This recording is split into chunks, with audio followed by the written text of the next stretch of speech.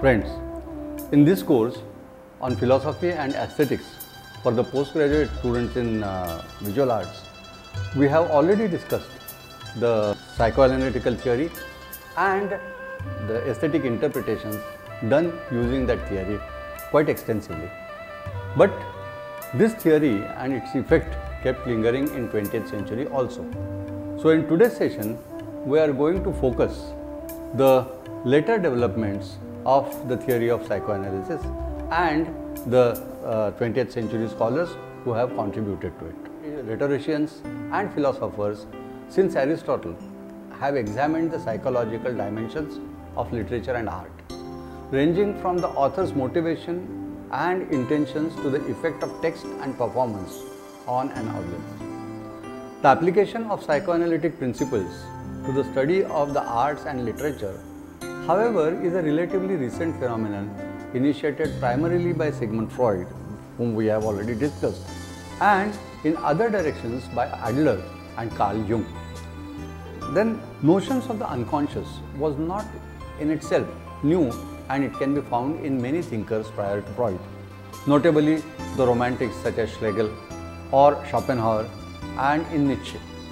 The unconscious is a deeper layer of human psyche, away from reason, that tends to affect our judgment and action without our knowledge of the source. Freud's fundamental contribution was to open up the entire realm of unconscious to systematic study and to provide a language and terminology in which the operations of the unconscious could be expressed. The positioning of an unconscious as the ultimate source and the explanation of human thought and behavior represented a radical disruption of the mainstream of Western thought, which since Aristotle had held that man was essentially a rational being, capable of making free choices in the spheres of intellection and morality. To say that the unconscious governs our behavior is to problematize all of the notions on which philosophy, theology, and even literary criticism have conventionally rested.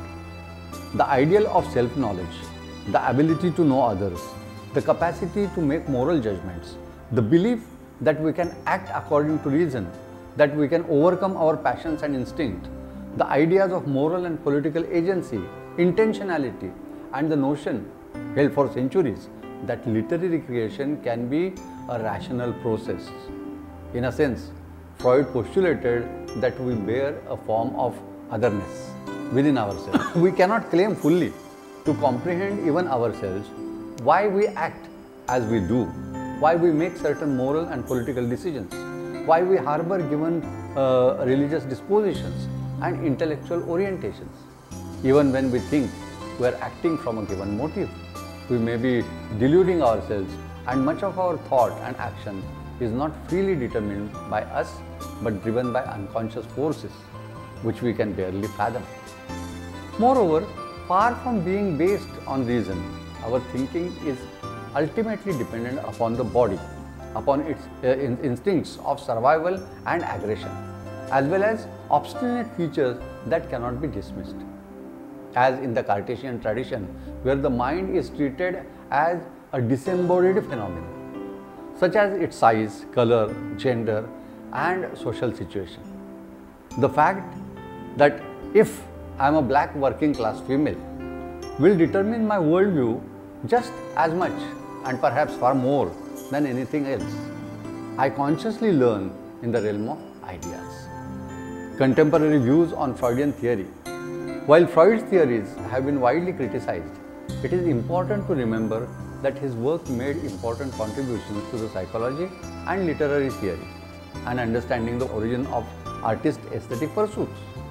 His works sparked a major change in how we view mental illness by suggesting that not all psychological problems have physiological causes. Many psychoanalytical terms such as defense mechanism, Freudian slip, and the retentive have become a part of our everyday language. Many of his interpretations have later led to the evolution of many art movements such as Surrealism.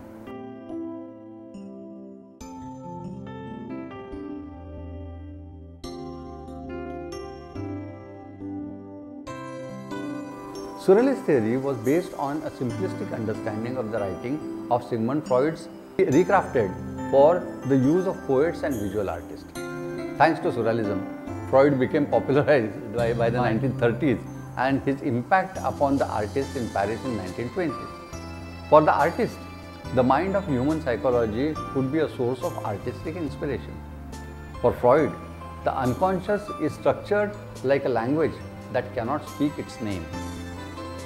Like an undeveloped photograph, the content of the mind are latent, speaking in the secret language that is wholly private and individual. Surrealism sought this secret language through the fixing of the dream images into works of art. But there was another element of Freudian theory that found its way into surrealistic art: the concept of automatic writing. The essential discovery of surrealism is that without preconceived intentions, the pen that flows in order to write and the pencil that runs in order to draw or spin an infinitely precious substance, resembling doodling or idle scribbling, a creature, automatic, was a loosening of control of conscious thought on the part of the poet. For the painter, such as John Miro, or the assemblage artist, such as Max Ernst, the result was a combination of free association and stream of consciousness. Writing, Freudian thought, is still quite relevant in art theory today.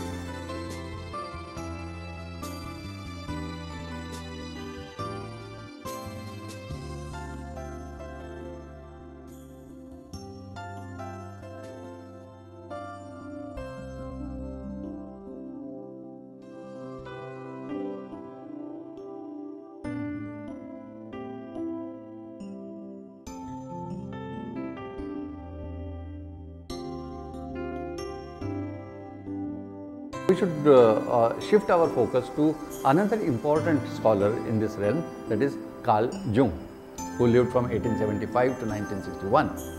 The Swiss psychiatrist, the deft psychologist, founder of the school of thought termed analytical psychology. It was in 1907 that Jung and Sigmund Freud first met in Vienna, and Jung became interested in Freud's work in psychoanalysis. By 1909, however, the two men had experienced a rupture after an extended residence together at Clark University in Massachusetts, and by 1913 they had broken definitively following the publication of Jung's Transformation and Symbols of the Libido, renamed Symbols of Transformation. There were three fundamental reasons for the split. First, Jung was unable to accept Freud's concept of libido as being limited to sexual energy, believing instead in an energizing theory based on a principle of opposites. Jung conceived of the psyche as a dynamic, self-regulating system whose energy or libido grows out of tension that flows between two opposite poles. To discover what something means, one must constantly attend to its obverse opposite. The second major point of contention between Freud and Jung concerned the way the unconscious content was to be interpreted symbolically, whether as the sole reflection of the personal conflict or as the manifestation of a collective aspect of the individual psyche, whose contents are repeated through myriad universal myths. Freud could not formally embrace this view, mostly because he saw in it an implicit admission of inherited racial experiences. Jung, however, did not mean to imply that experiences as such as inherited. Rather, he fathomed a deeper structure of the unconscious, that the personal unconscious, the dwelling places of instinctive impulses to action shaped and influences by the experiences of mankind and womankind, of course, but which can become manifest only through individual experience and so appear as individual acquisitions. Finally, disagreements that occurred during the mutual analysis of dreams brought an end to the relationship between Freud and Jung.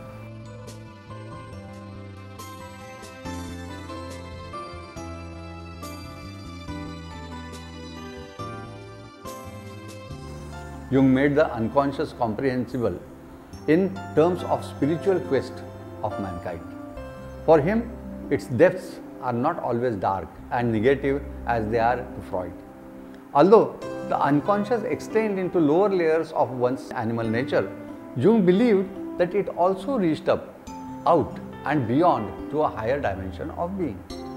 It is not merely the repository of everything objectionable, infantile, even animal in ourselves, but the ever creative principle in a person's life.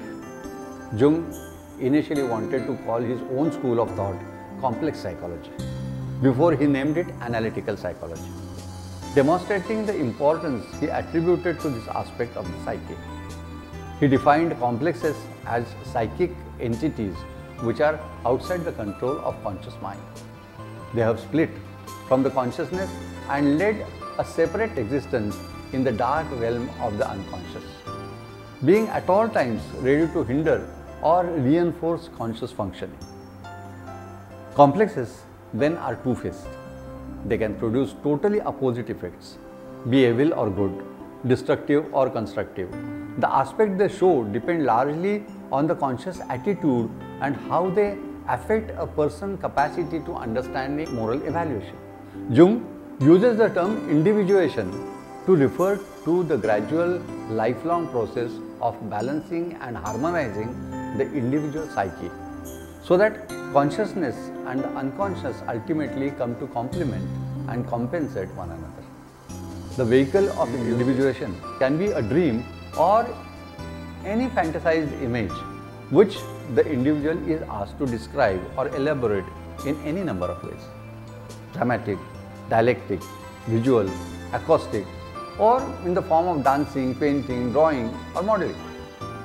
Individuation, which develops most noticeable in the second half of the life, can also be construed as quest of self-realization, an archetypal, collective psychic process that enables the individual to experience his or her spiritual life. As such, it is a key to the interpretation of world religions, myths and philosophies.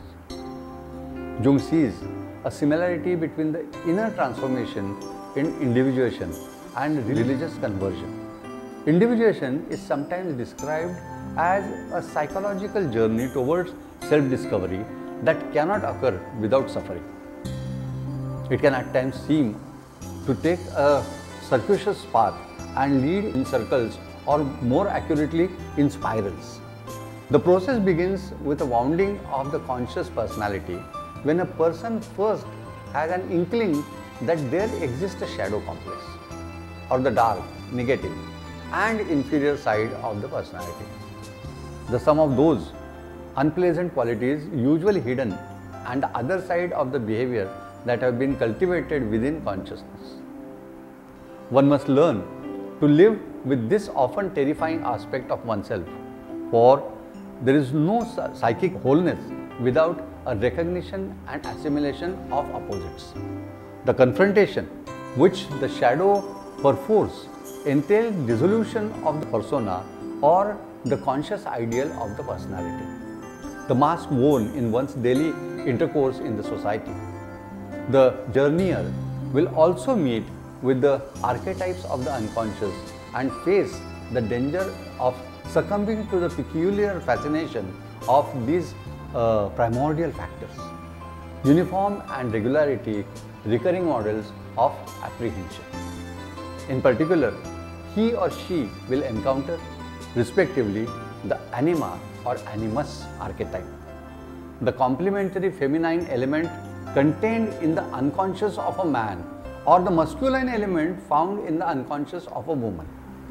These principles of femaleness and maleness are not to be confused with femininity or masculinity inherently characterizing women or men, but should be construed instead of symbolic images association, for example, with the ancient Chinese concept of yin and yang, or with the modern Jungian constructs of eros and logos.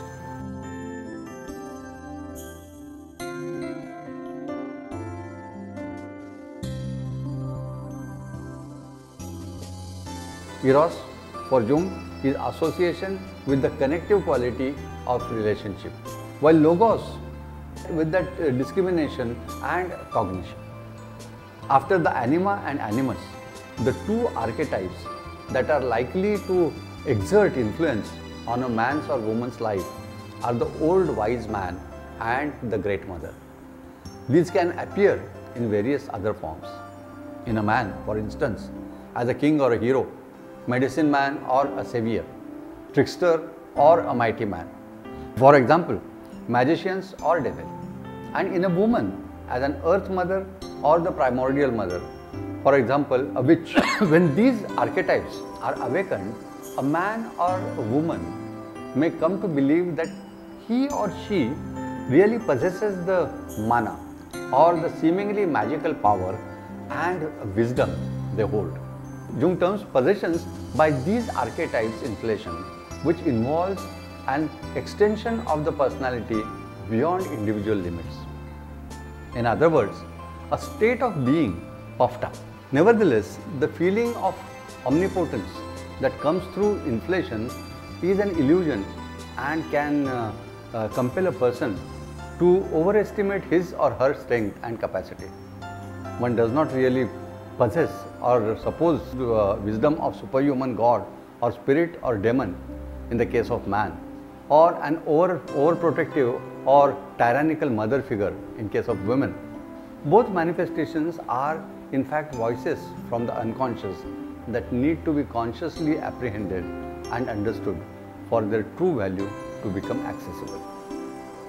Because of the danger of possession and of inflation, Jung says that one of the fundamental aims of individualization is to divest the self or the suggestive power of primordial images. Ideally, in the end, if they are fortunate, a man or woman will succeed in reconciling opposing elements in their beings. And such integration can be formulated as the finding of the God within, or as the apprehension of the archetype of wholeness, the self. Phrases such as totality, the center of personality, and the wholeness capture the essence of selfhood. During the crucial stages of individuation, Jung observes there is often an important association between an inner thought, vision, dream, or premonition and an outer event that may pass unnoticed, because considering the psychic relativity of space and time, such a connection is not even conceivable. More to the point, the individual has not yet learned to be aware of the uncanny type of meaningful coincidence and to make the necessary connection.